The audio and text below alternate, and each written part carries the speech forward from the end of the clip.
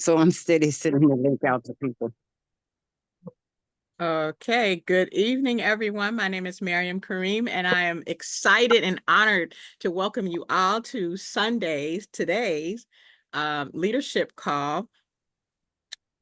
Usually this is the time when Coach Sonic Jones does his Coach's Corner, but he requested that I do a newbie corner. So I'm going to give you some of the things one thing that struck me this week as a newbie, as somebody that's been in network marketing for 2 years, going on 3. And one of the things that Coach Will always tells us is that the person that you are before network marketing, and when you come into network marketing, that person will either bless you or curse you. And I have seen so much of the amazing rank advancements and people just, making their own stride. And I see that so much. I see it more so every day, that how personal development helps develop you into the person that you want to be, the person that you need to be in order to meet your goals and to get to the level you need to be. So that's what I learned as a newbie, am learning as a newbie, and now it is my great honor to introduce to you all the man of the hour, Coach Will Sanders. He is an amazing coach. He has been in the network marketing for over a decade and has earned millions of dollars. And with the Green Organics companies, he has surpassed 7 figures. So it is my honor to introduce you to Coach Will Sanders. Coach Will Sanders, are you on the line, sir? I am, Ms. Krim. Can you hear me okay? I can hear you perfectly. Perfect. Thank you so much for that kind introduction, young lady. The check is in the mail, so thank you for that. All those nice things. And ladies and gentlemen, we're going to get started right in. We got a lot of information to cover tonight. I want to thank Coach Marcus. Our prayers are going up to Coach Sonic and his family for his rapid recovery. He'll be back in no time. And Miriam, but great info, and we're looking forward to seeing you do that again on Tuesday. So be ready for the newbie corner on Tuesday. I think that might end up being a fixture on these calls. I liked it very much, and I think you have a lot to bring to the table for everybody, really. So thank you so much for that. Don't sell yourself short. You're doing incredibly well, and we'll see you at the top in no time. Okay, ladies and gentlemen. That being said, Orlando, be there, be square. That's all I got. I don't care how you got to get in the building. I don't care how you got to get to Orlando. I don't care how you got to get streaming to get it online. Do not miss that. I'll leave it at that. All right, next. Tonight, ladies and gentlemen, we had something scheduled from a leadership standpoint, but decided to, I didn't even decide. I had a dream yesterday. There was a training that I was going to do in Orlando. And I had a dream last night that I was doing the training tonight, and that's just God's way of communicating with me. He was like, nah, you need to go ahead and roll that one out now, little bro. And I was like, all right, you got it, boss. And so we're doing a whole different training tonight. And this training is basically going to be on on what is the favor of God and how to really get the favor of God on your life according to scripture. Obviously, a lot of people talk about it. Oh, favor ain't fair, which is true. It's really not. And this, that, and the third. But very few people actually talk about it from a scriptural standpoint and give you a biblical formula, which has been proven over millennia, by the way, to really have the favor of God over your life. And it will spill over into your business. So we're only going to talk a little bit about technical building things. We'll cover some more steps on how to build the business on Technical Tuesdays. But tonight, it is leadership. It's a lot of mindset stuff. So we'll dive right in to the information. Now, when we're talking about it, the meaning of favor in general, it's far beyond like, hey man, would you do me a favor? The biblical meaning of favor is way beyond that. So we want to really look at the text. We want to look at the scripture and see what does it really mean? What does it really entail? Okay, and you know that the Bible was not written in English. You know that. If you've been on our calls for any experience of time with our team, you know the Bible's not written in English. The Bible's written in Hebrew, Greek, and Aramaic. And so we want, and then later Latin when they started translating stuff, but Hebrew, Greek, and Aramaic are the core languages of the scripture. So we like to look at the certain words with the actual definition that they actually are, as opposed to what King James figured would just be good enough. And you'll run into that a lot. But in the Hebrew, in the Old Testament, when you see the word favor, it's going to be, one of the words is going to be chen. Okay, the Hebrew word for favor, and that's literally going to be mean rooting in the idea of gracious and being blessed. But the key there is unmerited kindness. It means you really don't deserve it. That's really what that's about. And then there's another word in the Old Testament. The word is going to be ratzon. And ratzon is going to be another word for favor, which is going to mean, oddly enough, the identical same thing, but it's going to have an element of acceptance. You're accepted when you shouldn't be accepted, okay? But it's also going to have the elements in the original text of goodwill and delight. But it's like when someone's really, really happy with you and and they shouldn't be, but they really, really are happy with you and they really shouldn't be. That's the element. So you're starting to see the overwhelming theme in the Old Testament of favor or finding pleasure with someone, finding real joy in someone that they don't deserve. The unmerited part is the part I want you to stick with that. And it's like in Psalms chapter 5, it says, "For you bless the righteous, O Lord, you cover him with favor as with a shield." So it's a type of blessing, a type of protection element into it too, but you don't deserve it. All right. That's the real thing. Is unmerited is the word that you really want to think about there. Then in the New Testament, you're going to see the first showing of the word favor is going to be the word charis in the ancient Greek charis. It's going to mean the exact same thing, but now it's really talking about God's unmerited favor toward a lot of different people, talking about humanity in general. And it's going to be really where the entire salvation through grace concept starts to find, and favor becomes a very heavy word in the New Testament. And we'll talk about a bunch of verses with that. And the last time you see it in the New Testament, it's going to be the word eudokia in the ancient Greek. And it is, again, going to mean goodwill, pleasure, favor, approval, delight, blessing, but unmerited. So just know that that's the real thing with it, is going to be the unmerited part of it. Now that you know what favor is, and I can tell you've seen it in your life, or if not your life, you've seen it in other people's lives. And I'm going to tell you how you know in the current state of affairs. If the hand of God is on your life, favor is on your life, you ain't do nothing to deserve that. I didn't do nothing to deserve that. But you'll see where it comes from according to scripture. But I want you to think about times when you've seen it in your own life. You know, the coworker, everybody got one, okay? The coworker really don't know what they really be doing, but they get that promotion. Like, look, favor ain't fair. I've heard that. It's so true. I tell you what, it's fair. It doesn't feel fair when you're not the one that's being favored at the moment, but you should never let someone else's favor or their elevation, never let that make you critical or jealous or anything, because that's human nature. Human nature is, oh, that person don't deserve that. Well, they might not. You might be right. But the fact that you're talking like that, exhibiting thoughts like that, simply lets you, and I've been there too, don't think I'm not talking to anybody other than myself right now. We've all been there. Like, how on earth did they get with that? Look, how did she get him? That's what people really be talking like that. How did he get her? How did that even happen? How they got that promotion? They got a raise. I ain't get a raise. It'd be stuff like that.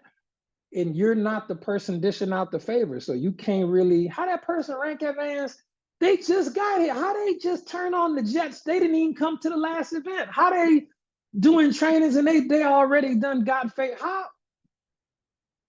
You have to check yourself immediately, okay? And if you take nothing else away from this call, because if you associate with our team, our Green Organics family in any capacity, for any capacity in any extended period of time, you're going to easily understand that just some strange things happen around here. I'm looking for my little, there it is. Strange things happen around here. I mean, you got some stuff. Why Paula like them so much? How come we hear stuff like that all the time? Ladies and gentlemen, it's favor. I don't know what else to tell you. It's favor. So we're going to break down and we're going to dissect how you can access favor according to the scriptures. And hopefully, if you use even one thing that you learned in this call tonight, in addition to not being critical, judgmental, jealous, trying to figure this, you just got to worry about you. Worry about you, and everything else will take care of itself. Don't worry about what's going on with other people. Okay, so we're going to look at Proverbs chapter 18, verse 22. I'm going to try to go through these relatively quickly. Proverbs chapter 18, verse 22. This is one of my favorite ones. It says right here, fellas, this is a shortcut for favor, and I promise you it works just like this. It says right here, he who finds a wife finds a good thing and obtains favor from the Lord. Ladies and gentlemen, I've been single and I've been married, and I can tell you married life is a whole nother level of blessing. I can't explain it. The Bible verse doesn't even go in all the details and the particulars, but the second you commit your relationship to that, there it is. And it says, he who finds a wife finds a good thing. So ladies, especially my single ladies out there, you got to be a good thing first. You got to be a good thing. He has to find a good thing. You can't be all hot girl summer is not for married people. Not for ladies. There ain't no hot girl summers for women that want to be wives. I'm gonna say that one more time. Ain't no hot girl summer for women who want to be wives. And I really mean that. That scripture, don't get mad at me. He who finds a wife finds a good thing and obtains favor from the Lord.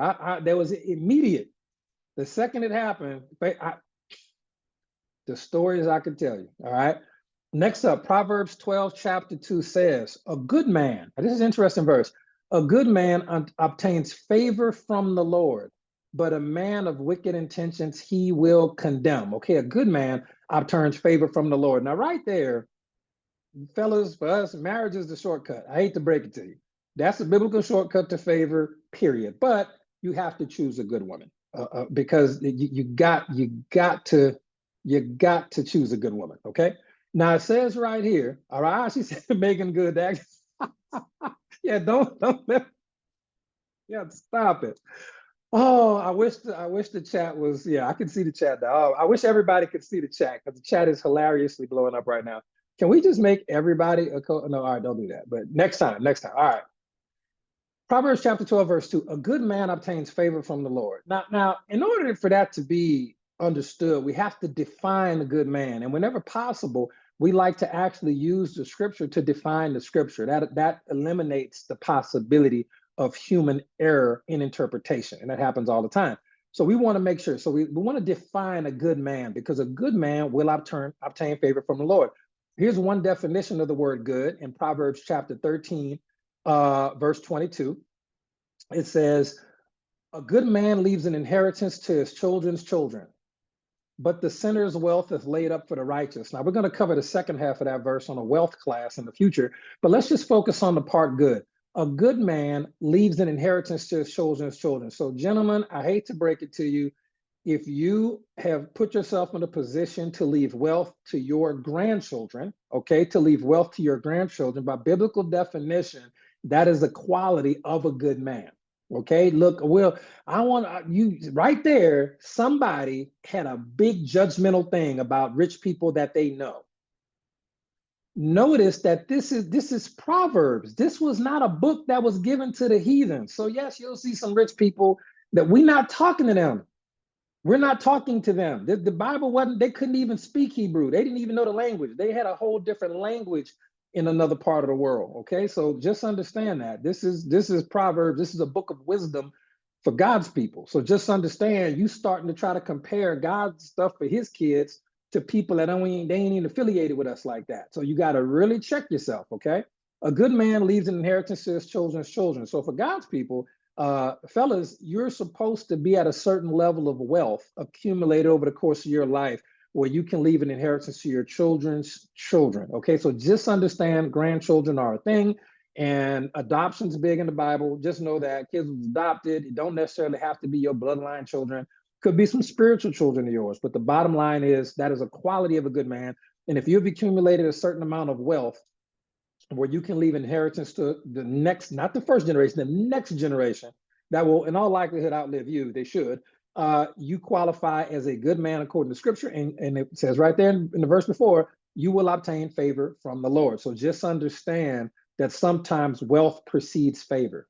A lot of times it goes the other way around. We'll talk about those verses too. But sometimes all that hard work will pay off and you'll receive favor. Again, I'm not the judge. I'm not the person trying to decide who's good. I'm just telling you what the scriptures say. And if you don't like it, you can take it up with David and Solomon and everybody else. All right. Proverbs 112. You got a lot of Proverbs. I mean, a lot of Psalms. Psalms 112, verse 5. A good man deals graciously and lends. He will guide his affairs with discretion. Okay. So again, a person, let me say man, woman, a person, because the Bible's written by men, it was a male dominated culture back then. You can't really take the element of male chauvinism out of that time period, that era. So it's saying man, but it could be a good person. A good man deals graciously and lends. He will guide his affairs with discretion. Okay. Discretion is an important word. That's a certain element of privacy.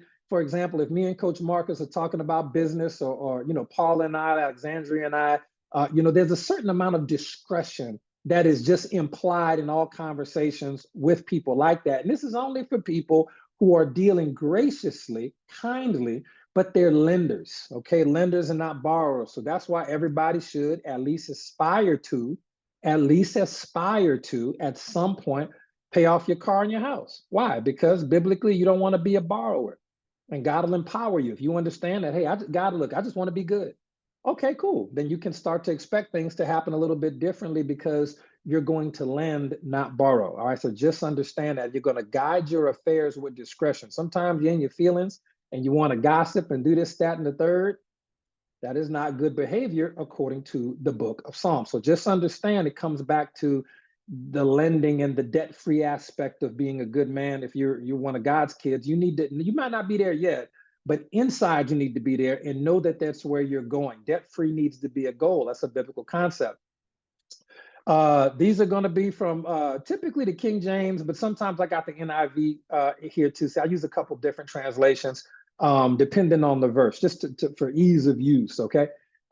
Chapter Luke verse 6, Luke chapter 6 verse 45 is going to say, a good man out of the treasure of his heart brings forth good. Okay. So just understand that a good man is going to be someone who brings forth from the treasure of their heart. They're going to bring forth good. And I think in that aspect of it, it means doing good deeds. Okay. You're going to, from the treasure of your heart. This is not the bank account. This is not a wealth one like the previous two were attached to some type of wealth or financial stability.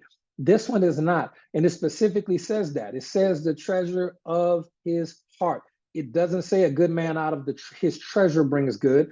Those verses have already been covered in being a lender and a giver and dealing graciously and being kind.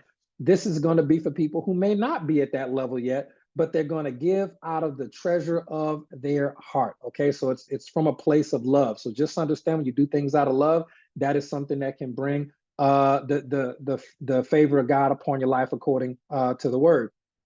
Now, next up, we already covered that one. He who finds a wife finds a good thing verse. But let's cover these two for Proverbs 31, and we do not want to leave the ladies out, obviously, for the favor. It says right here, she does him good and not harm all the days of her life. And it's speaking about a wife. The Bible doesn't have a whole lot of instructions specific like this for single ladies, nothing wrong with that. But it has a lot of instruction right there, entire books, chapters of books dedicated exactly. The Proverbs 31 woman got a whole checklist of amazing things that she's supposed to walk into.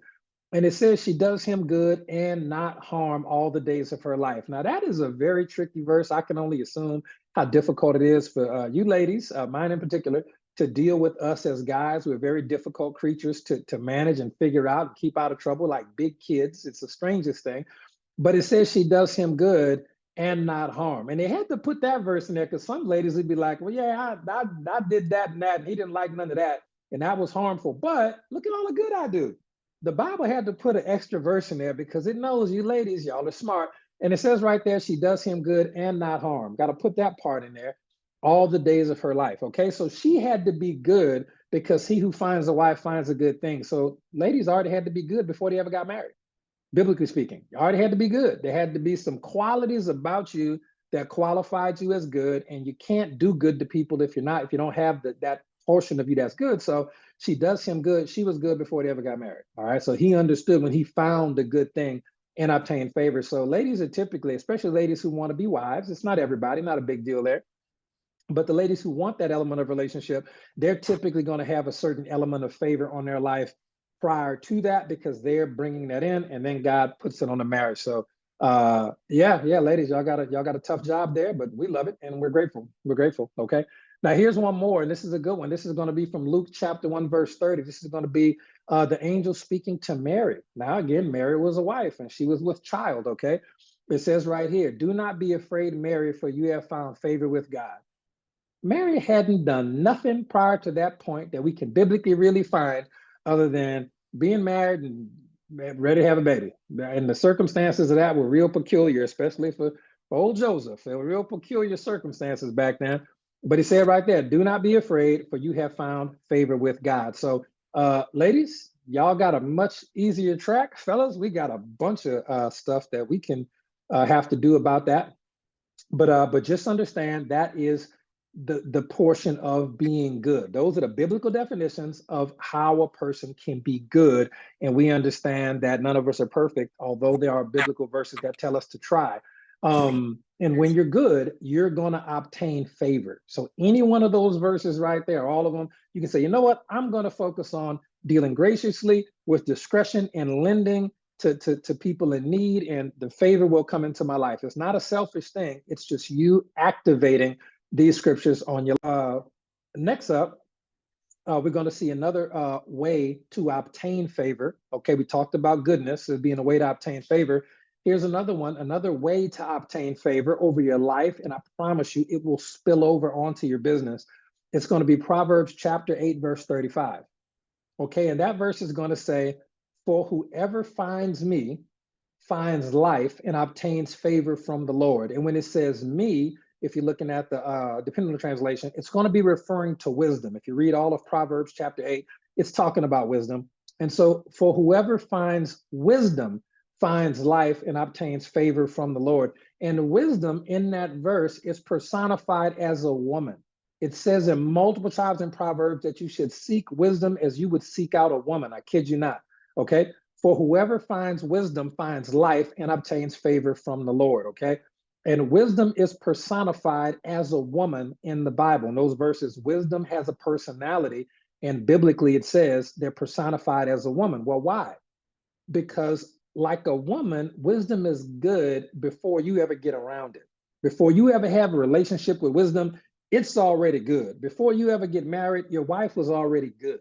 Okay, that's just how it's supposed to work scripturally. And wisdom has to be good in and of itself.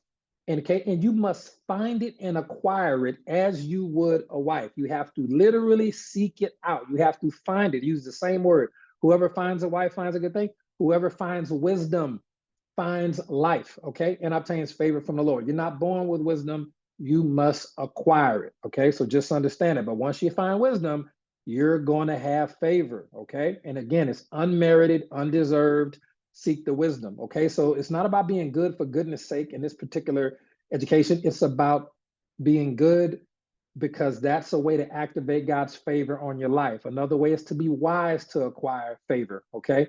Now, we talk about you got to have wisdom, all right, to have favor. Well, what is wisdom? How do we acquire wisdom? If we have to acquire wisdom, if we have to find it in order to access the favor, which is what we're talking about, we have to look to several verses, but James chapter 1, verse 5.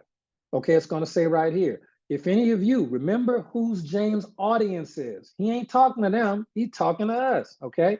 He says, if any of you lacks wisdom, let him ask God, who gives generously to all, without reproach, and it will be given to him. It says given generously to all. It doesn't say a particular, look, the sinner, saint. It says God gives generously to all without reproach, and it will be given to him. So you can simply just ask God for wisdom, be consistent in your asking, have a genuine heart to ask for wisdom, expect that he's going to give you wisdom. And along with the wisdom, it's going to bring his little brother favor, which is really a cool thing to see. Okay. And sometimes people are, well, who are we asking? You know, well, listen, we have a ton of diversity in our group from all different types of spiritual backgrounds all around the world. But about 80–90% of our team is going to be either Muslim, Jewish, or Christian. And, you know, when we say ask God, that's a good thing because the Muslims, Jewish people, Israelites, specifically the tribe of Judah, and Christians as well, because that's two different groups, Christian as well, we all serve the same God. It's the God of Abraham, Isaac, and Jacob. We all serve the same God. The first 5 books are the same for everybody. And please understand that Abraham had two different children's mothers at some point. One was a wife, one was a maidservant. And from this tribe, Ishmael, that came all the Muslim brothers and sisters. And from this side, with Sarah's kids, that came Jacob, the Christians, Israelites, Jewish people, everybody from over that side. Everybody's related with the same dad, which is why there's a lot of beef in the Middle East, because people simply do not understand how this is sibling rivalry. The Bible, a lot of the Bible is about sibling rivalry, and you'll get that at some point. But it's all the same God, and I need you to be okay with that. Okay. Now, just a quick point. Noah is older than Abraham. And I just need you to understand from a historical standpoint, even people, well, I don't like the Bible. That's cool. That's cool. But from a historical standpoint, some things are just non-really disputed, even amongst science. Okay. Noah is older than Abraham. All right. Every single human can be traced back, even if you want to look at just the science of it, every single human on earth can be traced back to one major event. It can be the melting of the polar ice caps. The freeze killed the dinosaurs. Then all of the water melted, and there was a huge flood because the ice age ended and melted, and it was a great flood. However you want to figure out the flood came, biblically it's one way. Science says there was a huge event probably 10,000 years ago or more that wiped out almost all life on Earth when the ice caps melted. There's a lot of different theories on that. But the point is, Noah shows up. He got 3 sons and 3 daughters, and everybody on earth came from there. Everybody on this call, if you really understand how to do research, in about 20 hours of research or less, you can trace back to what son of Noah you came from. Okay, so just understand we all come from the same people. Stop all that beef, and it don't make no sense. Now it's important, and well, we'll cover that another time about how to track down your lineage and where you come from. It's one of the most refreshing things I highly recommend for people, and we'll probably cover it in the class next year. All right.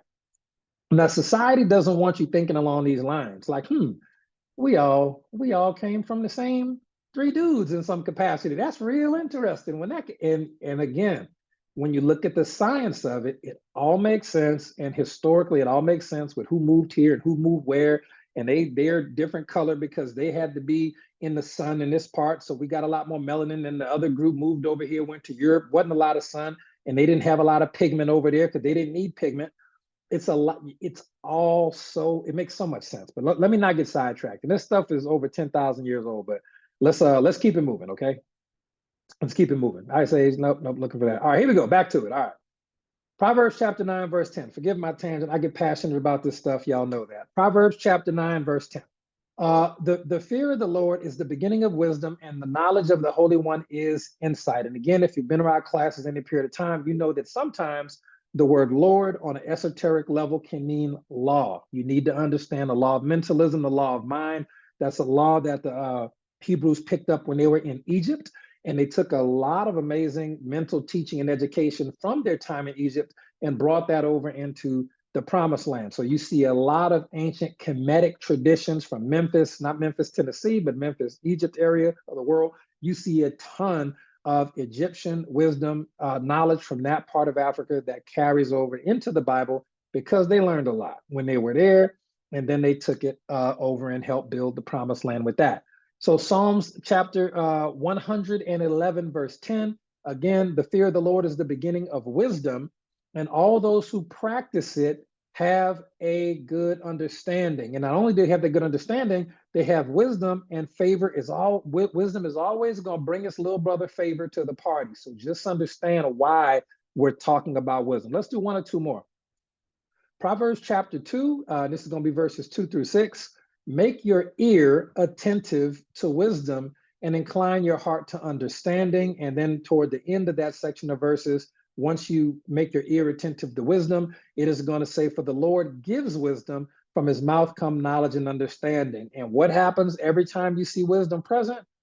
His little brother favor is going to roll up on the scene and make your life a lot easier. Okay, so listening to wisdom, inclining your ear, making your ear attentive to wisdom is important. So you need to be, again, you're asking for God for a certain level of spiritual wisdom, but I also politely recommend that you take your personal development seriously so you can understand mental wisdom, so you can know how to function in this world in the areas of business and finance and relationships and nutrition and health. And there's a lot of wisdom out there, okay? A lot of wisdom out there get on those audios, listen to the recordings, be on the YouTube, get to the events, take notes, make your ear attentive to wisdom, okay? And again, favor will be right behind it, all right? Now here, it says right here in Ecclesiastes chapter 2, verse 26, to the person who pleases him, God gives wisdom, knowledge, and happiness. But to the sinner, he gives the task of gathering and storing up wealth to hand it over to the one who pleases God. So that verse is all about pleasing God, and wisdom is going to come to the person who pleases God. And now we're going to talk about, well, Will, how do we please God? We're going to talk about that in a second. Let's read that verse one more time. It's very important. Ecclesiastes chapter 2, verse 26. To the person who pleases him, God gives wisdom, knowledge, and happiness. But to the sinner, this is cold-blooded, to the sinner, he gives the task of gathering and storing up wealth to hand it over to the one who pleases God. There's a lot of favor that I think is about to happen in the world where you're going to be watching people that are just good people, figuring it out, trying their best to walk with God like we do. And they just going to be getting money from wealth from all kind of places. Like that don't make no sense. Why? It's not supposed to make sense. The favor don't have to make sense, okay? The wisdom will help you understand the favor at another level, but that's how it works. So the Bible says that wisdom is given to those who please God. Well, how do we please God? Well, you're going to start learning that in Hebrews chapter 11, not start, but tonight you will. Hebrews chapter 11, verse 6. Without faith, it is impossible to please God, okay? And so if without faith, it's impossible to please God, then with faith, God must be pleased, okay? And then you have to get into a definition. All right, so I need faith because faith will please God. And if I please God, God's going to give me wisdom, and wisdom is going to bring his little brother favor, and that's what I really want. So do y'all see the formula there so far? We're trying to make it as logical as possible to help you follow why we're even talking about this, because the whole goal is to have the favor of God upon your life like an anointing, and it'll spill over onto your business, and the craziest beneficial stuff will start happening for you. So Hebrews chapter 11, verse 6, without faith, it's impossible to please God. And when you understand that verse, if God cannot be pleased when there ain't no faith, if faith is there, God will be pleased. And faith is really a big element of belief. Faith is it's essential for a relationship with God, okay? Now, here's the thing. Well, Will, I want to have faith, but what is it? What is faith then? If it comes down to faith, and if I can do faith, then I please God. And if I please God, I'll get wisdom. Then wisdom, I get favor. So really, I just need to focus on faith, right? Sound good to me, okay? Hebrews chapter 11, verse 1 says, now faith is the substance of things hoped for, the evidence of things not seen, okay? So it's things that you hope for, things that you really, really want. You got to really believe that if you want a close relationship with God, but you're not going to see him in the physical the same way you would see this pen. There are times where you may, but not in the way that we see, you know, curtains or, you know, lights and ceiling fans and everything. You see a pen, it's different, because I don't have to have faith that this is a pen. I can see it, I can touch it. So there's no faith that has to be here, okay? But for something that's not there, imagine if you're walking, all the lights are in the house, you can't see the steps, but you got to take one more step and walk up the stairs, but the lights are out, you're blindfolded, you don't know that they're there. You just got to take that step and just know that knowing, you got to know that you are going to touch that step and you'll be able to walk up the stairs and not fall off a cliff or something, okay? So just understand, it's the faith of substance. The faith is it's a substance. Faith is a material. You just can't see it. It's what things are made out of.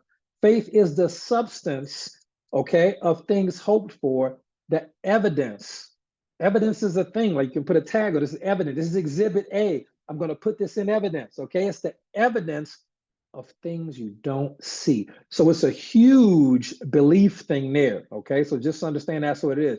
Now, some people may get too caught up in the belief side of it and say, well, I ain't got to do nothing. All I got to do is have faith. I just got to have some belief. And this is what a lot of, you know, the Bible forefathers were doing when they figured this out. Oh, we just got to sit back and believe. And wasn't nothing happening. So big brother James had to come through in chapter 2. And what did James have to explain to the people? James had to say, in the same way, faith by itself, if it is not accompanied by action, is dead. The more popular version of the verse from the KJV would be faith without works is dead. But this particular translation says, In the same way, faith by itself, if it is not accompanied by action, is dead. So faith is going to have a work element to it. Don't get it twisted. It is going to have a work element to it. Faith is going to have a work element to it. So it's not just enough to just believe and then God will be pleased with you and give you wisdom, and then the wisdom's going to bring for no, it's going to be the faith, the belief, and the action is the faith. Okay, faith is going to be belief. I really believe. I hope. I believe. I don't hope. I believe. I really do inside, but outside I'm going to do the action. So it's we always talk about alignment. The belief, that part of faith, is going to be the mental part of it. The action is going to be the physical part of it, okay? And the faith, the part that God sees that's going to be the spiritual element that you activate when you combine the mental belief with the physical action. You put those two together, and now you have faith, and faith is the spiritual element of it, okay? And the faith right there, that is going to be what pleases God. The belief, the trust, the action, that's going to please God. God is going to give wisdom to those who please him. And wisdom is going to what? Bring little brother favor to make everything easier, okay? So just understand kind of how that works. So the foundation of it, the foundation of faith came from Hebrews. We talked about that. And in MLM, in network marketing, think about what a big element faith is. And you can't say, well, God don't have nothing to do with network marketing. That's not true. How can God be everywhere and in all things if he don't have nothing? If he got something to do with the hospital and doctors and lawyers or pastors, but nothing to do with network marketers? God is everywhere at all times in every profession. Don't get it twisted. Now, the professions you don't need to be in, God over there too, because how would he know about it if he was not omnipotent and omnipresent in all places at all times? So just think about what we're saying here, okay? So in network marketing, it really begins with faith. That's the foundation of your network marketing business, to be quite frank. It's going to believe with, we'll talk about this all the time because Marcus talks about this all the time. Faith in your product, like belief in your product, belief in the company. Most importantly, belief in yourself, belief in the vision. You have to have faith in the product, the company, the business model. You got to have faith to even start. And faith is going to give substance. It's going to give some raw material to your goal before they're physically tangible, okay?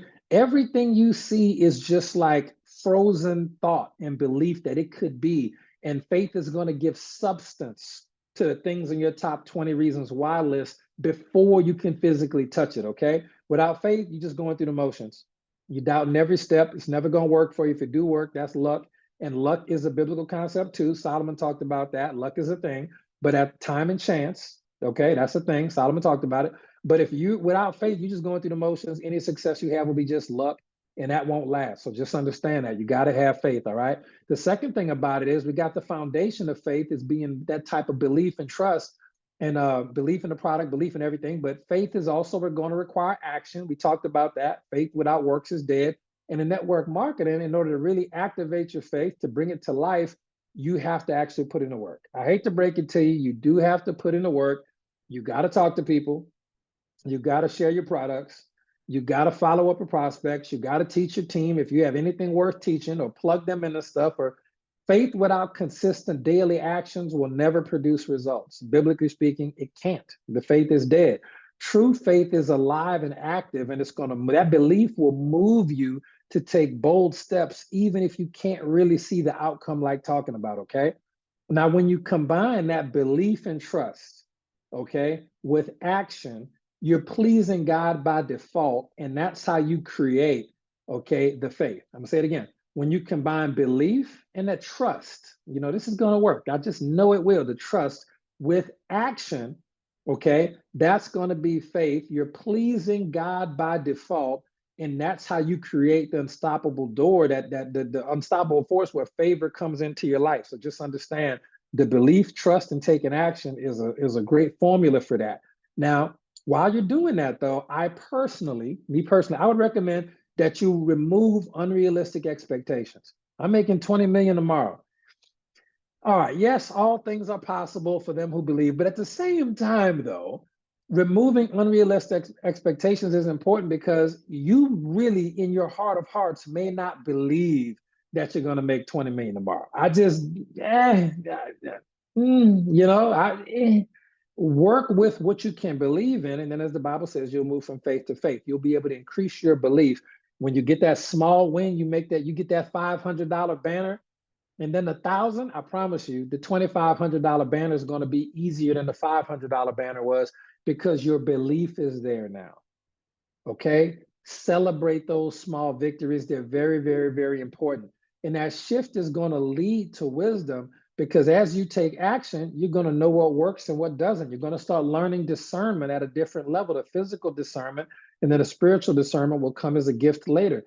But understand, you'll know what works and you'll know what doesn't by doing the thing. Okay, so just understand that. So when you take that wisdom, all right, which came from taking action and really learning, the favor will be there. I'm telling you, and the blessings, opportunity, and growth is going to come only from God. It's the most amazing thing in the world. It's going to look crazy in the eyes of other people.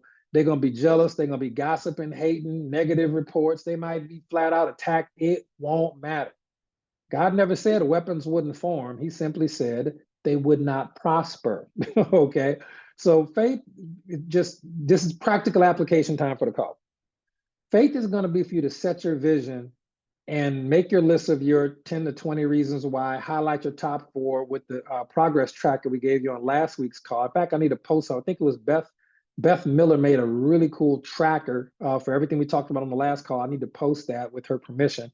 Really easy to track the daily and evening things that you need to be doing on the call. Last Tuesday, it might have been. But set your vision and see yourself achieving the goals when others can't. This is why imagination is so powerful. This is why imagination is so powerful. I'll say it again. Set your vision and see yourself achieving your goals. This is why imagination is so powerful, okay? That's the mental part of it. Now, the action part is follow up, show up, and do the work daily. Understand that. Then you're going to see the favor part, and trust that as you stay consistent with the belief and the daily action, God will open the doors for you that you can't open on your own. And that is a surefire sign of favor. When you're in rooms that you really don't need to be in, you like, not don't need to be, but you're like, how did I even get here? When you in those circles and you're achieving things that you like, man, I don't know, I did not see it happening like that. Just know that's probably favor, okay? So your success in network marketing doesn't have to come with bone-crushing, life-ending work that's just so hard. It's a lot easier than a lot of other careers and jobs out there, but you do have to align your faith action, and then the wisdom will come, and you'll walk in God's favor. It's a process, and you'll see your efforts multiply, okay? That's like a kingdom-based concept for MLM, is I got to believe 110%. I got to do action every single day to the best of my ability. And then I'm doing the most that I can, the best that I can. God will send wisdom and favor and come take care of the rest, because he's pleased with what it is I'm doing. So just understand that wisdom grants favor. Now, another way to acquire wisdom, which is, I guess, a little bit of shortcut, is going to be in Proverbs chapter 13, verse 20. And again, we want wisdom for wisdom's sake, but also we want wisdom because wisdom is going to be accompanied by favor, which is super fun, okay? It's going to say in Proverbs chapter 13, verse 20, whoever walks with the wise becomes wise, but the companion of fools will suffer harm. That's harsh. That's harsh. You got to check your group in the social media era that we live in. You got to check some of these Facebook groups you're in. Some of these Facebook groups that I be in, I'm just like, the person in the group will see Will Zanders left the chat. So I cannot associate, even from a social media standpoint, over any extended period of time, with fools. I can't do it. Gossipers, backbiters, haters, I can't do it. I cannot do it. And it says, whoever walks with the wise becomes wise. And I want you to watch that. It says, whoever walks with the wise. Walking is a process. It's not running. Notice it's not a sprint. It didn't say whoever runs with the wise, whoever stands still with the wise. Wise people are moving forward toward a goal, typically. Whoever walks with the wise becomes wise. And the word becomes, it's not an instant thing. It's a process. It's a process of becoming. Okay, so you have to make an intentional effort to associate, to walk with people who are wise. Whoever walks with the wise will become wise, okay? But the companion of fools will suffer harm. And there's a difference. It says companion of fools. It doesn't say who walks with fools. Fools can be standing still. Fools can be standing still. It doesn't say walk, or no motion is implied with being a companion. All it says is if you associating with fools, you will suffer harm. Period. That's the guarantee for you. Okay. So that, again, this is why I love events. I love everything online too, but I love being in person with our Green Organics family because I like walking with the wise. I like walking and hanging out with Coach Marcus. I like walking with Charlotte and Kenya. I like walking with wise people, especially people who have certain things and elements to their life that I want. Okay.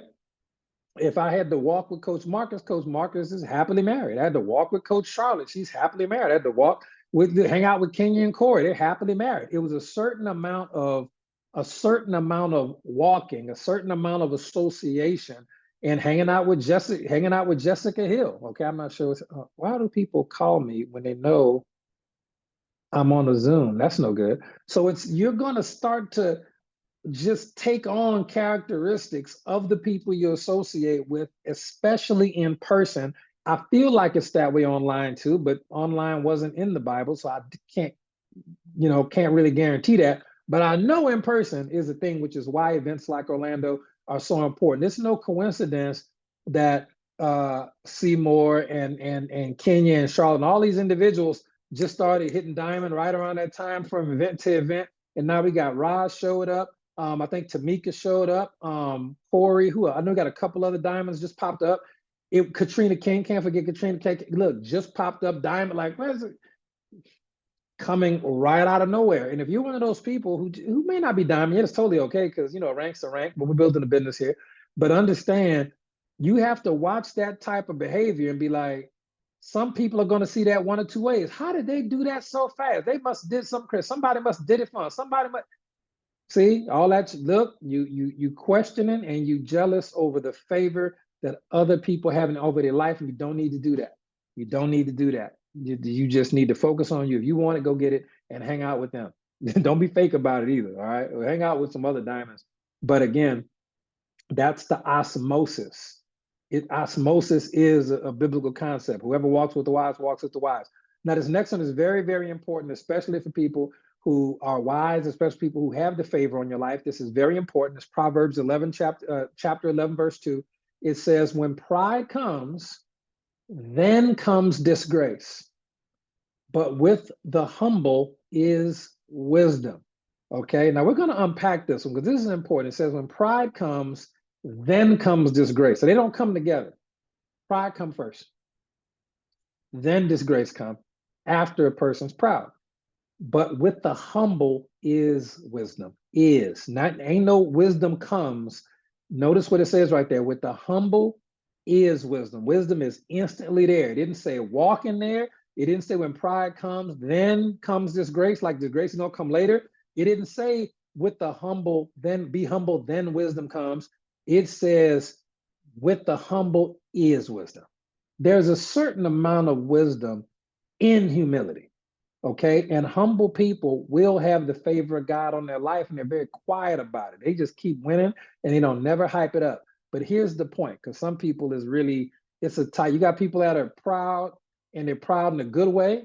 Then you got, because I'm very proud of our opportunity. I'm proud of our company. I'm proud of all of you. I'm proud of the things that we've accomplished together and things of that nature. But then you have a type of false pride. That's what it's talking about, not edification, but false pride. Pride that you shouldn't even be proud. What you so proud of? Like you did all of that and you didn't have a team, or God didn't bless you. You trying to take off. You got to watch that. Pride does come before the fall. So just understand, let me explain humility. Yeah, pride and arrogance are not synonymous at all. Let me explain humility, in a way that you may not have heard before. Humble in being humility, humble is you could do a thing, but you don't. You could be prideful, but you're not. There are things to be proud about, some accomplishments, some things that you've achieved, some things that God's blessed you with, and you could be proud about it, but you're not. That is important, okay? Let me tell you what humility is not. I'm not proud because I can't be proud, okay? Just write this down, and I'm going to give you an example that'll make a lot more sense. The ability to be prideful The ability to even be proud of something, the ability to be proudful is a prerequisite for true humility. You can't be broke on the street, make bad life decisions, became an alcoholic, never made the right decisions, lost your house, your wife, your job, and you living on the street as a bum because of decisions you made. Okay, this happens in New Orleans all the time. Bourbon Street, people just passed out drunk. You may look, because they're in a dire situation, that person could say something like, I'm very humble, I'm not very proud. You couldn't be proud if you wanted to, sir. You are asleep on the street. There's nothing to be proud of. So for you to say you're humble, there's nothing to really be proud about. So no, you're not being humble. You don't have a choice. A slightly less impactful example, but I still like it, is some of my friends, some of my social media friends, they are big, and it's totally fine, but they're big on this single by choice thing. And they feel like it's some type of virtue signaling, like, oh, I'm single by choice. I'm not dating by choice. And, that's some type of humility, like, like I'm making this big sacrifice. If that person could not get that guy right there could not get a date if he tried, if he lived in his mama basement, he 300 pounds overweight, he played video games all day, ain't no woman checking for him at all, other than his mama to make sure he ain't died down there. He couldn't get a date if he tried. Him being humble is not the same as a Coach Marcus back when he was single being humble. Coach Marcus, 6'4", 6'5", college wide receiver from LA. Coach Marcus was the man. Coach Marcus could be humble because he's so much that he could be proud of the things he's accomplished back then, the things he's done. He could be proud, but he's very humble because he could be. So remember, the ability to even be prideful is a prerequisite for humility. Ladies, if you talk about I'm being humble, the same example I gave with the guy, if you have a bunch of people in your DMs trying to date you, and if you're not dating, you're saying, I'm just being humble. I know I'm a catch, but I'm working on myself. That's different. That is humility. That's something you focusing on getting your life in a certain way where you want it to be, and that's admirable. That's humility. But if you're not, okay, if you're not, and you know that you're not because you don't take care of yourself and ain't nobody checking for you, you can't even say the same thing as some of the ladies on our team could say. If the people watching this on recording, we got a beautiful team. It's the ability to be prideful is a prerequisite for true humility. You got to at least have something to be prideful about. Don't be running around with that fake humility when you don't even have nothing to be proud about in the first place, because you're being humble by default because you don't have a choice. There's no willingness there. There's no willpower there. There's no sacrifice there.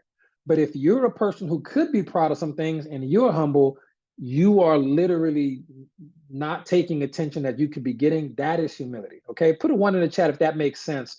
The ability to be proud of something, a relationship, anything, the ability to even be prideful is a prerequisite for humility. Okay, I'm very private and humble with a lot of stuff that I'm very, very proud of, but a lot of it is going to be humility. One of the only times that I really get super proud of stuff is probably lead generation, especially on social media, because I like to get a bunch of leads, a bunch of people comment, ask me what I do, how am I able to do what I do, and we can enroll those people. We can help them get educated, help them get healthier, help them take advantage of financial opportunity. And if they join chronologically after you, they might end up in your organization. So that's going to be more of a business thing. But hanging out with Coach Marcus and just learning from him over the years has helped me become a lot more humble individual. Okay. Proverbs, this is going to be a big one for network marketers too. We're almost done, by the way. Put a 1 in the chat if any of this is making sense at all. And if even one way that we can get the favor of God on your life to spill over into your personal life, it's going to spill over into your business, it's going to spill over into relationships. It is an amazing thing to have there. Proverbs chapter 15, this is going to be verses 31 through 33. The ear, and I'm going to say this one twice in 2 different ways. So the ear, again, that listens to life-giving reproof will dwell among the wise. Okay? Whoever ignores instruction despises himself, but he who listens to reproof gains intelligence. The fear of the Lord, okay, or the fear of the law, if you understand esoteric, the way the Bible is written in levels, okay, the fear of the Lord is instruction in wisdom, And humility comes before honor. Really think about that, because wisdom is going to be there with humility, okay? So when you start learning about the fear of the Lord, you start learning about the law, you're getting instruction in wisdom. But if you're humble, wisdom's going to be there, and then honor comes next. It's not instantaneous. It said humility comes before honor. Honor comes after humility. Now think about that. The ear that listens to life-giving reproof will dwell among the wise. Well, what is life-giving reproof? Biblically speaking, it's going to be constructive criticism. It's going to be constructive criticism from elders who are beyond where you are in certain areas. Okay, when Moses was talking to Miriam and Aaron, and they kind of got out of pocket with Moses, even though Moses technically was an elder in ministry to them, they got struck with temporary leprosy. Okay, because they weren't really understanding. Moses is trying to give him some constructive criticism. Stop criticizing. You know, Moses had a certain relationship with a certain woman. Moses married a woman who's from Ethiopia, and they wasn't really feeling that. Okay, and God hit him with leprosy. Hit him with because you got to watch that. The ear that listens to life-giving reproof, constructive criticism from elders who are. You don't have to take constructive criticism for people who are not where you are in the area. I don't really take a lot of, I'll hear it from time to time, not as much as I used to. I don't want to hear constructive criticism in network marketing for people who haven't done what I've done or achieved what I've achieved. That's not for being prideful. That is, I just don't want no bad information, because whatever you doing ain't working for you. So, you know, I don't want to incline my ear to that. I don't want to program my mind with that. Okay, just understand that. So the ear that listens to life-giving reproof, which is constructive criticism from people who may not be old as you, but I say elders in a general sense, they're going to be beyond you in a certain area. When I wanted to play college basketball, I was trying to get some scholarships. I had to listen to my cousin and my uncle, one who had played in college, the other one played professionally. I had to listen to people who had already done what I wanted to do. Okay. And I didn't have to like what they were saying, but it was what I needed to hear. It's constructive crit. Don't shoot like that, shoot like this. Well, who are you to tell me how to shoot? Who are you? You played for the Chicago Bulls. So yes, please, sir, come educate me. Constructive criticism. It's going to happen in network marketing. It says in that same set of verses, whoever ignores reproof, or whoever ignores that constructive criticism from their elders, their superiors in that one particular thing, despises himself. In other words, they mess up their own goals. When you don't take instruction for the people who have what you want to have in the field that you want to have it in, you're messing yourself up. You're not hurting them. They already got what they got. And that's why you're talking to them in the first place. But when they tell you something you don't want to hear, may not really line up. I don't want to do it like that. Okay, sound good to me. Whoever ignores constructive criticism from their elders despises himself. You are going to mess up your own goals. But he who listens to constructive criticism gains intelligence. The fear of the Lord is instruction and wisdom, and humility comes before honor. Ladies and gentlemen, there's a certain amount of humility where you can go out and build this business on your own, and we know you could, but you're humble enough to go to people who already have what it is you want and really hear what they have to tell you about your situation in this particular thing. And then that's a certain amount of humility. I had to be very humble to go to Coach Marcus when I first got to HBI. I knew I was doing good, but I knew I could do so much better.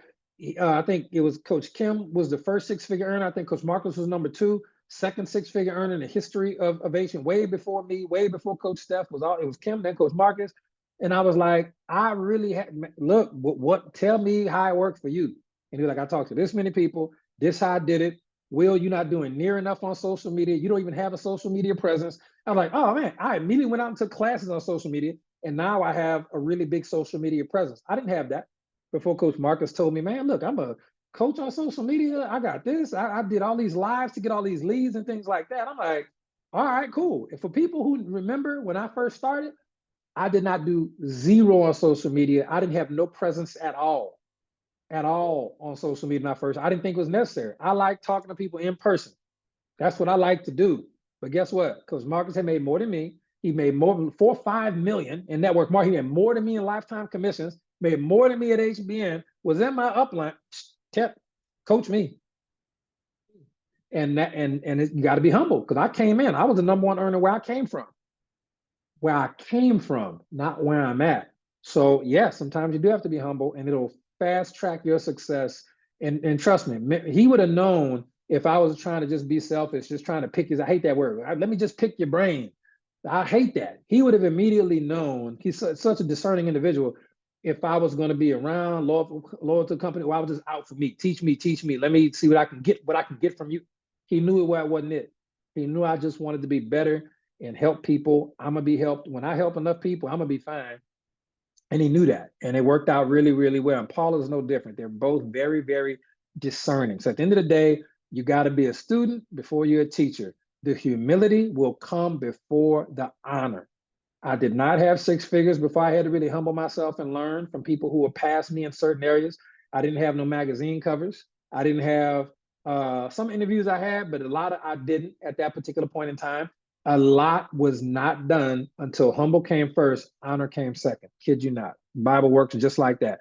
And the commissions in the rank and network marketing is kind of like a scoreboard that you really can't turn off. Like, we know what your rank is, but even if you don't have the rank, that's cool. We know what your commissions are. And we can always tell in the amount of time that you've been here, are you really playing up to your full potential? We don't even have to question it. You know what your potential is. Okay, you'll understand that. And them commissions, especially if you've been here for a significant period of time, it's like it'll humble you.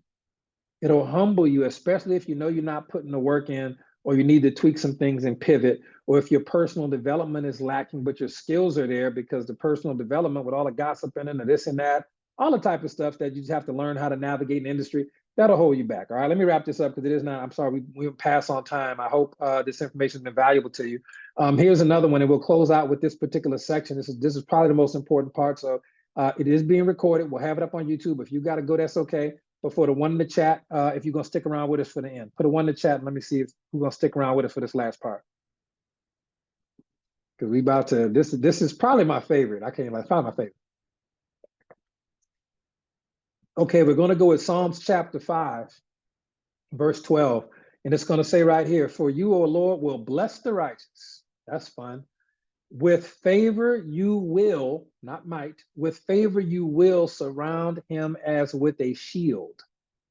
So if someone is righteous, they are going to get favor, and not just regular favor, they're going to get favor, but you're also going to get this 360-degree protection. You will surround him as with a shield. So that's going to be my favorite type of unmerited favor. It's going to be favor plus protection. It is fun. It is a great way to live. I kid you not. Now, it's easy to get frustrated, because when we look at verses like, again, it's just about being righteous. Now, hear me out.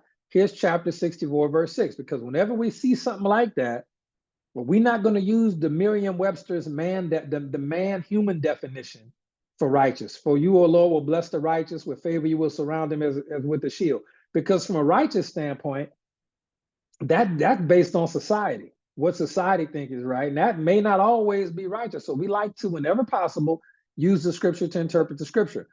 So we look at Isaiah chapter 64, verse 6. All of us, not some, all of us have become like one who is unclean, and all our righteous acts are like filthy rags. Everything we try to do that's perfect and righteous, it ain't even close to being God's standard. Okay. So man, is it really hard to be righteous? Well, not necessarily, but it ain't the works that we do. And Isaiah chapter 64, verse 6 says that. A prophet said that. He had a really close relationship with God. He said it. Now, in the New Testament, this is even after Christ came. Paul doubled down, because people are like, well, Christ came. We righteous now, ain't we? Paul doubled down on it. Paul says in Romans chapter 3, verse 10, as it is written, there is no one righteous, not even one. Not even one. So New Testament, Old Testament, you're not really going to get the righteousness based on your hard work and efforts. I hate to break it to you. We love donating to the poor. We love donating to charitable causes. That ain't where righteousness comes from. In the world's eyes, that looks righteous, but in the eyes of the scripture, God's eyes, not even close. It's good that you're doing it. You're being gracious, you're lending, you're doing all the things a good person should do, but that falls so far beneath righteousness, it might as well be a dirty dish rag. Kid you not, okay? Now in Psalms chapter 14, verse 1 through 3, it says, the fool has said in his heart, maybe not out loud, but this is what he thinks. The fool has said in his heart, there is no God, they are corrupt and have done abominable things. There is none that doeth good. Even a fool know that ain't nobody righteous out here. Ain't nobody good at the level that God is referring to when we're talking about righteousness. And it says later on, the Lord looked down from heaven upon the children of men, humans, not the angels and not Jesus. We talking about right here. That one was Psalms chapter 14, verses 1 through 3 said. Later on in that verse, it says, the Lord looked down from heaven upon the children of men to see if there were any that did understand and seek God. And this is the Lord, this is really what he saw, and I believe it's what he still sees to a degree. They are all gone aside. They are all together become filthy. There is none that doeth good, no, not even one. God, dog. So righteousness is just really this really high standard if we try to apply works and what you're doing to it. And that was Psalm 14. Psalms 53, the sweet psalmist of Israel doubled down again just to remind people, and this was sung to music most typically. This is a whole song out there in the Bible streets. A lot of psalms were set to certain music, okay? It says right here, again, it's almost identical to the previous verse. That's how important it is. In the same book, okay? The fool has said in his heart, there is no God. Corrupt are they. They have done abominable iniquity. There is none that doeth good. And God looked down. So it's the Lord the first time. Now it's God. Notice the nuance. God looked down from heaven upon the children of men to see if there were any that did understand, that did seek God. Every one of them is gone back. They are all together become filthy. There is none that doeth good, no, not one. The fool figured it out. The Lord saw it. God saw it. The sweet psalmist of Israel saw it. King David saw it. Ain't nobody righteous based on what people doing. Okay, so Will, how do we become righteous? Because God is never going to give you an impossible assignment. So just understand that, all right? But he does say that to the righteous, favor is granted. So how do we get righteous? We go all the way back to the beginning. We go back to Genesis chapter 15, verse 6, one of my favorite verses in the whole Bible. It says, Abram believed the Lord, and he credited to him as righteousness. Now, this is way after Noah passed away. It says, Abram believed the Lord, and he credited it to him as righteousness. Ladies and gentlemen, did you see belief as a key element of faith, but belief as the sole element of biblical righteousness? Okay, Abraham's faith in God's promises were counted as righteousness, and that established the precedent way back in Genesis. God is the same yesterday, today, and forever. It set the precedent for faith-based righteousness, not works. It's never been about what you do. It can't be, because we're not good. We don't have the skill level to operate at that level of God's righteous perfection. But God said Abram believed him, and he credited it to him as righteousness. He got a credit on his account, and he needed it just like we all do. So just understand, it's the belief in God's promises. But if you're not reading your word, you don't really know what God's promises are. That's a whole nother call, whole nother conversation. But just know they're good. They're good. It's stuff that you definitely want to have going on. And it says in Romans chapter 4, verse 3 and 5, for what does the scripture say? Because Paul was just talking about righteousness. And you can't do it. You just don't even try. Not don't try, but your works ain't gonna get it done. And people were asking him. So he comes back, Romans chapter 4, verse 3 through 5. Paul says, for what does the scripture say? Abraham believed God, and it was credited to him as righteousness. Now to the one who works, wages are not credited as a gift, but as an obligation. When you work, you get paid. So he's really tying down the element of it ain't by works. When you work, you do something good, there's some type of payment. There's a wage you give for that. If you give to the poor, there's some type of personal gratification that you feel for doing a good thing. That's your wages for doing that. You go to work and do something excellent as unto the Lord, you get paid a check. You build your network. So it can't be by your works, because Paul says you already got paid for that. You cannot get righteousness as a reward for something you already got paid to do. So it can't be by works. Okay. So it says, now to the one who works, wages are not credited as a gift, but as an obligation. They owe you that. Bible also says the worker is worth their wage. You will always get paid what you're worth, even if you don't get paid in a way that you think you should get paid. And network marketing is really cool about you doing work and then getting paid later on for some work you did 2 years ago. It's weird, but we love it. Okay. Paul says, however, to the one who does not work, like work toward righteousness, but trusts God, the God who justifies the ungodly, their faith, their belief in their action, their belief is credited as righteousness. Okay, so you can't say you believe and then live like a heathen forever. You can't do that. So it's got to be some type of either action or inaction. Maybe sometimes it's not doing some stuff you know you shouldn't do. Just saying. So that's what it really comes down to. So the righteous will get favor, but how do you become righteous? You believe God. It's that simple. Paul reiterates that righteous comes through belief. Just believe God, and you need to study to show thyself approved. Read your word. You'll find God promises. They got books on Amazon, 365 promises from God. All kind of books will just get you going in that direction. All right. And it says right here in Galatians chapter 3, verse 6, just as Abraham believed God, and it was credited to him as righteousness. And then Abraham got the favor because he was righteous in God's eyes only because he believed God. So faith is not adherence to the law. I'm going to tell you that, and I'm going to tell you how we know. Faith is what brings the righteousness. The belief is going to bring the righteousness, which brings the favor. Faith is what does it. It's not adherence to the law. And there's a lot of law out there. Bible got books and books of law, like 600 some laws or something like that. Faith, not adherence to the law, is what brings righteousness. And how do we know? Because the law did not exist at the time of Abraham. Law didn't come till Moses. Moses was at least 400 to 500 years after Abraham. So Abraham didn't really have a law to really stick with, which is why he didn't have a book like we do to read. So we know God had to speak to him. Hey man, I got to talk. There wasn't no 10 Commandments. There wasn't here yet. Wasn't no Dead Sea Scrolls. The only book that might have been out, and we don't think so, might have been the book of Job, but we don't. Job and Abraham are obviously the first two patriarchs in some capacity, spiritually speaking. Moses came way later than both of them. So just understand, Moses had belief. He didn't even have really a law to follow, but God told him things. He believed what God said. He believed an invisible voice he had never seen before. Am I hearing things? Am I crazy? Whatever it was, Abraham believed that. He believed that. Okay. And then you got Isaac and the burning bush and all, you got a bunch of other stuff that happened. But at the same time, it wasn't by law. Law wasn't even out yet. Wasn't even out yet.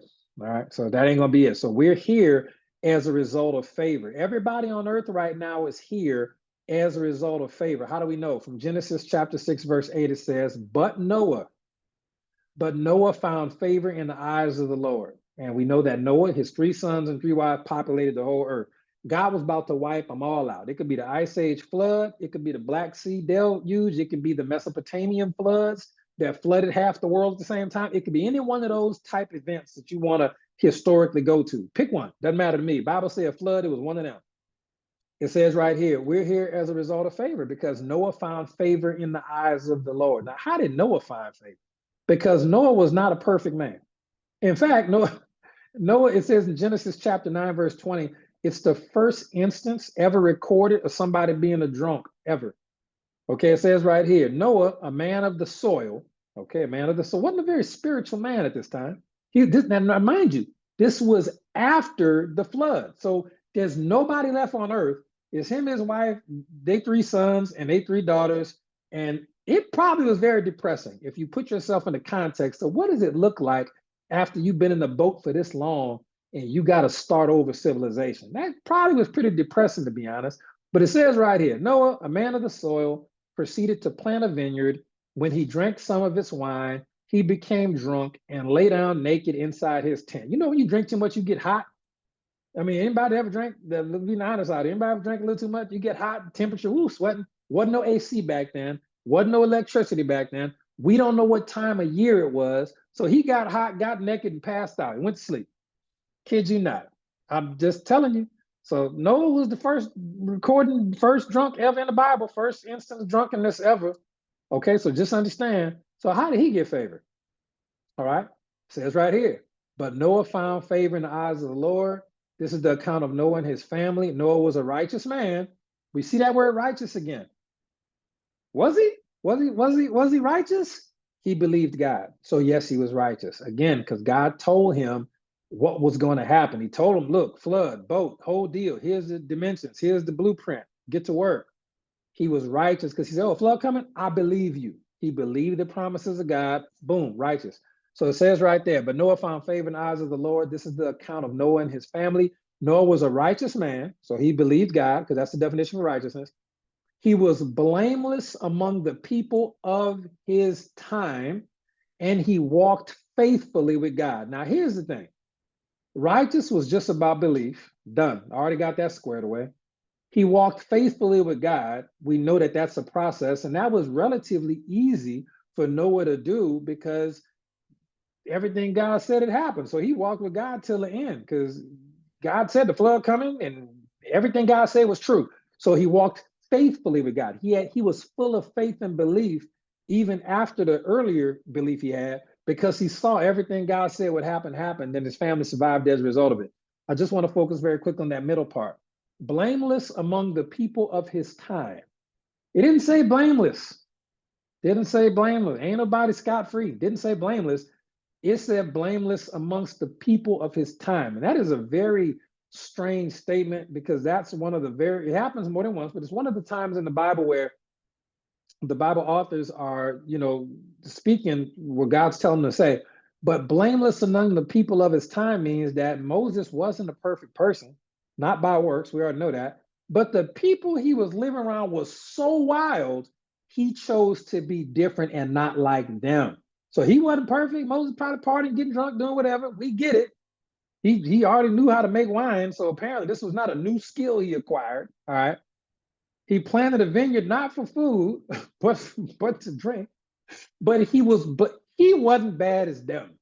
That's a weird thing to really say because nobody's perfect. But it was just like the peer pressure. No, it didn't fall for it.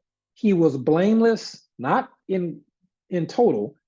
He was blameless among the people of his time. So sometimes it's enough for you to believe God and just try to do right when other people ain't even trying. It's a good heart. You really just need to be trying, because they got some wild stuff going on out there in the world. Don't be a part of that. All right. Genesis chapter 6, verse 22 says Noah did everything just as God commanded him. So that's what it really came down to for Noah. It was belief. It was a relatively good moral compass during a time when no one had one, apparently. It was belief, of course, but then it was also obedience was the last element to Noah finding favor. It said Noah demonstrated unwavering obedience and belief because God gave him the task of building a seaworthy vessel, and he was obedient to that. And that took a very long time to get done. So he found favor because of those particular things. He was morally upright in relation to everyone else. He believed God, but he intentionally stood apart from just the sinfulness and the weirdness of the world around him, and was really wild, and he was very obedient. And so Noah's favor, which we all benefit from, came not from perfection, but from his commitment. Okay. And that's just, everybody got their own journey. All right. And we'll close with this one because Moses was also favored by the Lord. It says right here, this is for all my network marketing leaders. These verses are for you. Exodus chapter 33, Moses said, and the Lord said to Moses, this very thing that you have spoken, I will do, for you have found favor in my sight, and I know you by name. Okay. So just understand that Moses at this particular time, this is what Moses said to get favor. It says right here in Exodus chapter 33, verses 12 through 14, before the verse I just read. Okay, that was God answering him saying, you found favor in my sight. But what did Moses do? Okay, it says right here, this is a quote. Moses said to the Lord, you have been telling me, lead these people, but you have not let me know whom you will send with me. You have said, I know you by name, and you have found favor with me. If you are pleased with me, teach me your ways, so that I may know you and continue to find favor with you, and remember that this nation is your people. So Moses is really good with semantics, real smooth. Moses was the little kid found by the water, by the river Nile in Egypt and whatnot. And Moses, I'll say it again, Moses said to the Lord, you've been telling me, lead these people. If you have a call in your life to lead people, to lead a team, but it says right here, you have not let me know whom you will send with me. Okay, so you might just be a team of you at that point. But if you're called to be a leader and you're really seeking God to learn leadership from a godly standpoint, the way Moses said in verse 13, teach me your ways, okay, so that I may know you and continue to find favor with you. Remember that these your people, this nation is your people, okay? He would want to remind God that, hey, these people over here, they need me to be on my A game. They need me to have favor. I need to be successful to help lead them. I need to be wise. I need understanding. Ain't no online course to take. Ain't no upline. It's you. And he was like, okay. And so for leaders, they have a certain standpoint of favor that comes as a result of you self-identifying and saying, God, you put it on my heart to lead people. I'm supposed to lead people. There is a special type of favor that is put on the life of leaders, because I'm going to tell you honestly, we need it, because it is a very, very, very time-consuming, difficult job. But there's a caveat there. It says right there, God, if you are pleased with me, now how do we please? Faith. Without faith, it's impossible to please God. So Moses had to continue to believe, okay, if you are pleased with me, which is Moses saying, if I continue to be faithful from a belief standpoint, if I continue to believe in you and what you're telling me and levels we go into, if you are pleased with me, teach me your ways so that I may know you and continue to find favor with you. Favor can be lost. Moses said right there, may I continue to find favor with you, as if implying that it's not a one-stop shop. You got favor and you're never losing.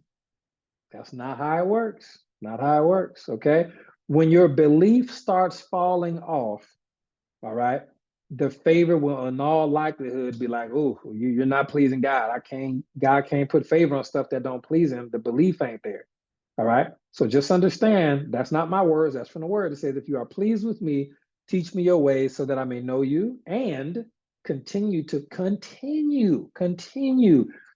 favor with you. And remember that this nation is your people. And what did God say back to him? The Lord replied, my presence will go with you and I will give you rest. Telling you, one thing leaders want more than anything else, we just want to be able to rest at some point. I kid you not. At some point, when you build a team big enough, and you've done this, that, or a third, you really want your network marketing generations of children and children's children to really be successful and leaders in their own right. When God said, I felt that in my soul. Mark, you felt that? The Lord replied, Miss Charlotte, you felt that one? My presence will go with you and I will give you rest. You can take it easy, boss. I will get it done. And so that was my favorites. And Moses says something very smart after that. In verse 15, then Moses said to him, if your presence does not go with us, do not send us up from here. Now, we know that that word is very peculiar because they were trying to go over there, all right? They were trying to get over there. Moses said up. Again, think about this from a leadership standpoint. Moses, one of the greatest Bible leaders of all time, he said that Moses said to him, speaking to God, directly to God, he said, if your presence, capital P, your presence does not go with us, do not send us up from here. You don't want to elevate without the presence of God on your life. You don't, because if you go up and you have the level of success and the wealth and the influence and all of this type of stuff, humility or not, if God's not there with you, listen, I don't believe that P. Diddy was always a bad person. I don't believe he was always bad. I think he was just a regular kid like everybody else who got put in a certain position of influence and authority and hard work. And then somewhere as he started to go, something went sideways. He left God back here, or something happened because he got to such a level of, and again, they got Prince Charles and them, they got a bunch of these elitists who got here, but the presence of God wasn't there. And you seeing it play out in real time. You do not want to be successful without the presence of God. You do better off staying broke. You'll do better. Okay. All right. Don't take my word for it. You can read the paper any day of the week and you will understand. All right. And it is the thing.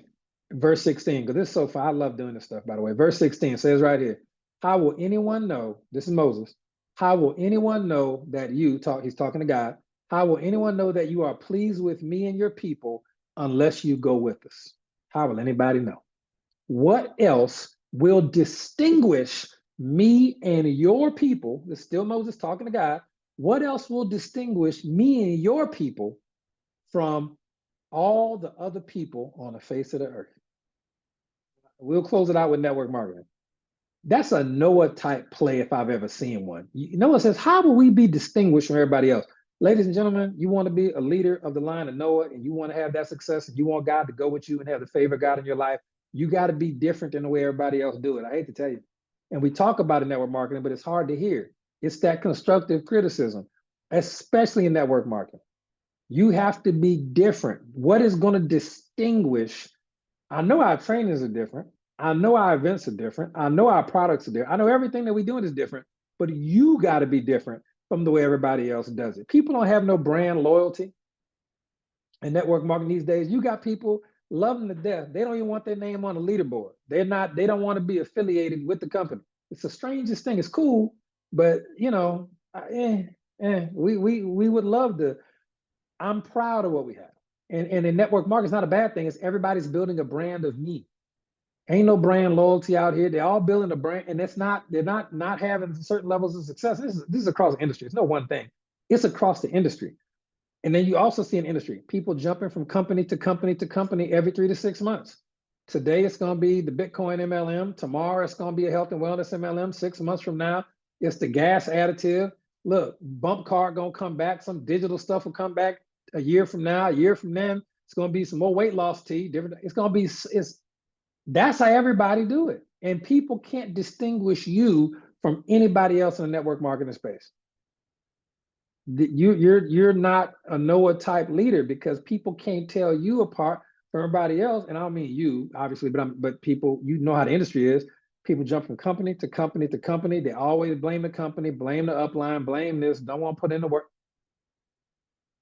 You gotta be different so that people can distinguish you from everybody else. That is really one of the key leadership tenets hidden there. And as I always tell you, network marketing is not the end for anybody, I hope.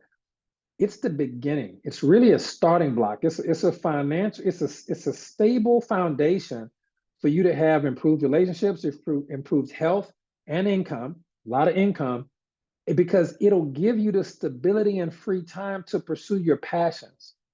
If you really want to invest in charities and buy things for people and your family and your parents and your kids, network marketing, if you do it right, stop wasting time. God, get it right.